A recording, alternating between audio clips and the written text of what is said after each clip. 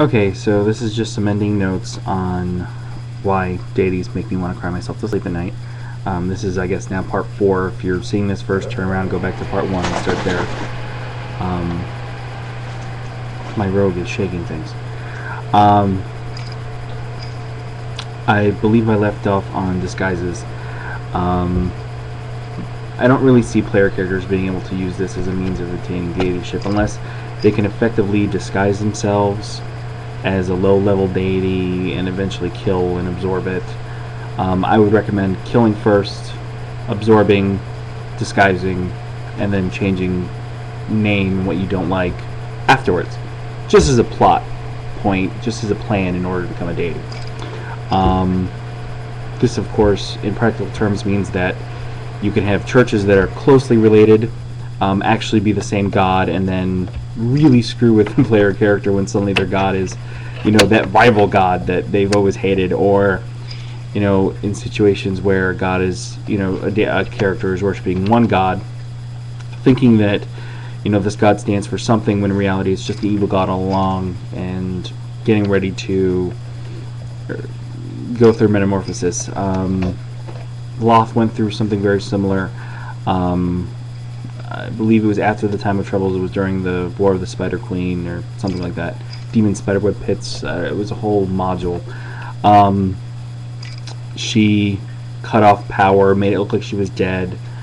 Kirilansi, a lesser deity in the Drow pantheon, tried to absorb her worshippers, pretending that, you know, she was working in Ashar's benefit. She granted power to female clerics. There were certain things like that. When in reality, Shar was just sort of biding her time and getting together enough power to raise herself to greater deityship rank and create a chosen for herself. You know, Shar, of course, is big on disguise. She's done it a bunch of times. Higher up deities do it all the time. It's interesting when you have things, you have characters or organizations that worship one deity, thinking that that's the best way to be, only to find out that their deity, in fact, was never their deity. It was another deity in disguise, just stealing worship. So that's an element there that can be advanced within plot. Born one, of course, the birth of a deity is always fun. In a practical sense, I don't really see a character being born a deity and moving on from there. Although it would be interesting if you had a character who was born of deities, but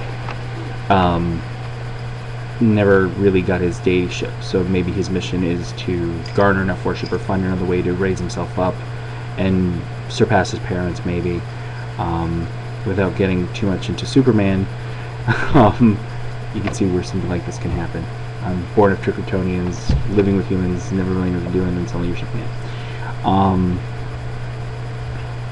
Don't think about that too hard, it doesn't really match. My favorite one is held office. Obviously, in my world, in my mind, if you kill someone who holds an office, a deity's office, i.e. you are the Lord of the 7 layers of Mount Celestia, you are the Prince of Hell, you are the Lord of the 9 Hells, you are, you know, deity of magic. Well, when you kill them and you decide to take on that mantle, well, you can pretty much kiss your character goodbye at that point, because you're just going to become what you just killed, which presents for some interesting elements, because no one is going to kill Zaphakil, no one is going to kill a good deity without actually being able to start. So the effect of which is that you have an evil character who's now basically failing a bunch of will saves, probably over the next several years, and slowly becoming what they hated most in life. It's also interesting because it means that if you kill one of these held offices and decide not to take it on, given enough time, that office will reemerge with a new deity, probably built to destroy you. So granted, it's high level, it's high power, but it could present some interesting plot points. It could present an interesting quest.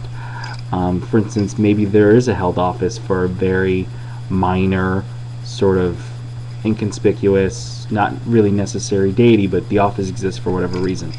Well, maybe if a character kills that office, takes up the mantle, maybe their goal becomes finding a way to raise it to a higher level, fight off other deities. Who knows? Suddenly, you know, Tinker toys become really important because you're the deity of Christmas or something. I don't know. Sorry, Jesus. You know, that pretty much covers it. Love to hear your comments. Love to hear any more practical ideas for raising yourself to deityship. Any other interesting sources of power. I've seen suggestions on forums and such that an interesting way would be the idea of something that grants deityship that isn't sentient, i.e. The Greek gods ate ambrosia. The Babylonian gods drank from a cup. You know, there's you know, the idea that an artifact is what's granting power. An interesting one is AO actually had tablets that Bane, Sarek, and Baal. Sarek was Bane, Baal, and there were a bunch of deities that decided to screw around with these tablets, and time of troubles occurred, and you know, everything got shook up.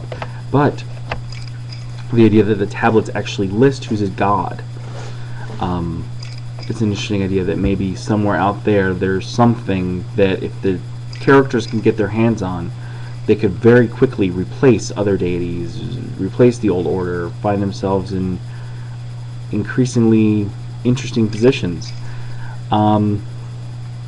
So love to hear comments, love to hear some ideas out there for divine sources of energy, divine sources of power, and any quests that you think, you know, if it would be reasonable for somebody to undertake to maybe achieve these things. Signing off with part 4 of why deities make me cry myself to sleep at night. Have a nice night.